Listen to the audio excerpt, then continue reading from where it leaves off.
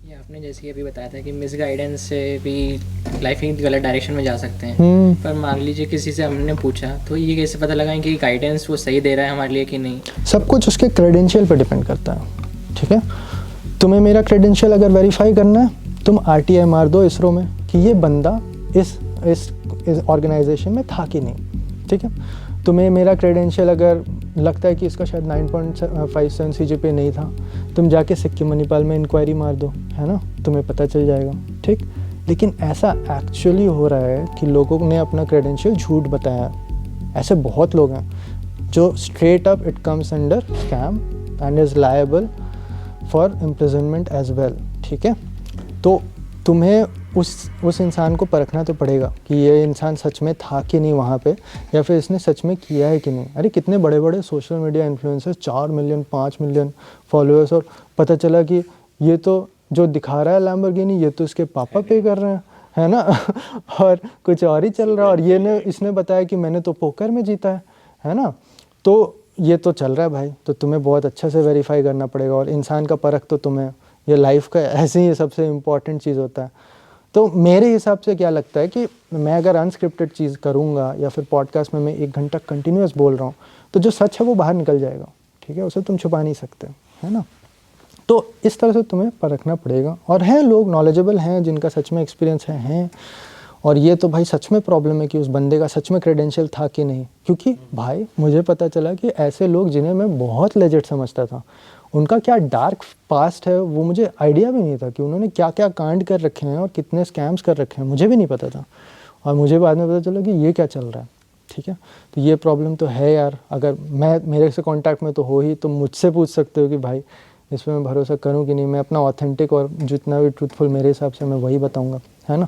लेकिन ऐसे ऐसे लोग को खोज सकते हो, मतलब लोग, मैं इसरो साइंटिस्ट हूँ, लोग मेरे पास भाग भाग के आएंगे, मतलब था उस टाइम पे था, एक्चुअली में था, तो लोग मेरे पास भाग भाग के आ रहे कि इसमें क्या करना।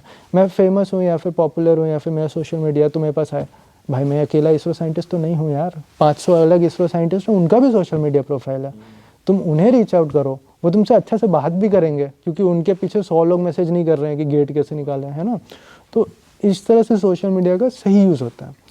वो अगर 400 फ्रेंड लेके बैठा हुआ है और कोई फॉलोइंग नहीं है, कोई कंटेंट नहीं बना रहा, और वो लिख रहा है कि इसरो साइंटिस्ट है, तो क्या चांसेस है कि वो फेक है, तुम बताओ।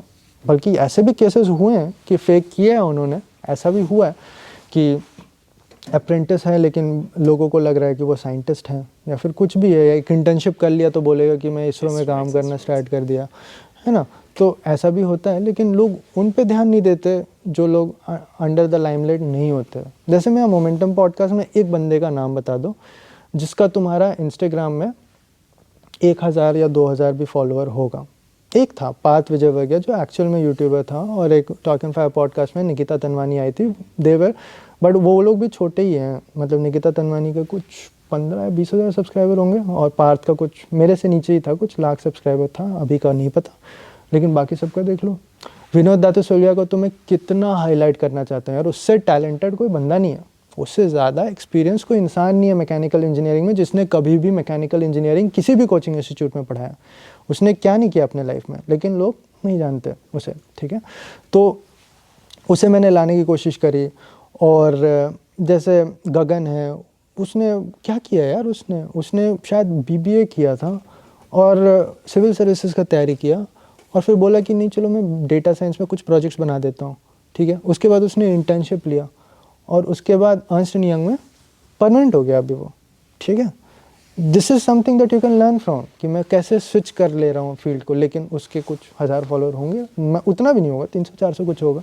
तो इसलिए मैं उन्हें लाने की कोशिश करता हूँ कि ऐसे लोगों को जानो। अब ऐसे लोगों को मैं कैसे जानता हूँ, क्योंकि मैंने इंडस्ट्री में टाइम स्पेंड किया है, उससे कनेक्शंस बने, तो मुझे पता है कि रियल में संगम इसरो में साइंटिस्ट है अभी।